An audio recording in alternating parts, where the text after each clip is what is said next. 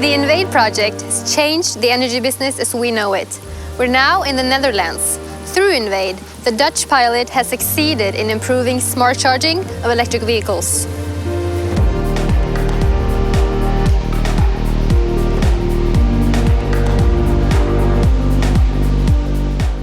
What we proved in the Invade pilot now is that indeed the use of electric vehicles is working to manage and to balance the grid.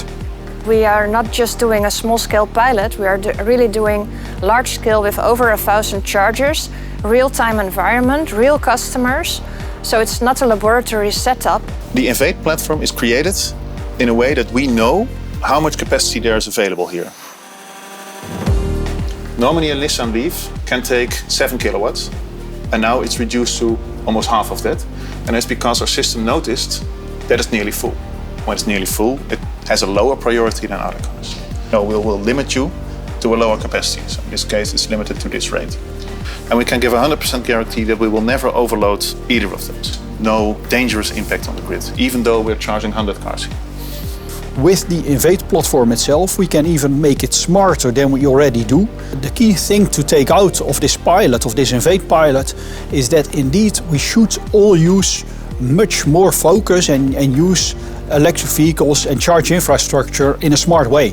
How much time can we use to charge the car instead of how soon can we charge the car? And that's a different approach that gives a lot more opportunity to use the grid that is already there.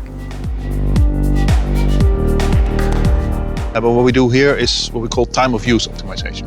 So we charge it at the most convenient time, which is the time when there is an abundance of renewable energy in the grid. So if you compare it to the highway, there is no traffic at all during the day, but at one period during the day, everybody is on the road.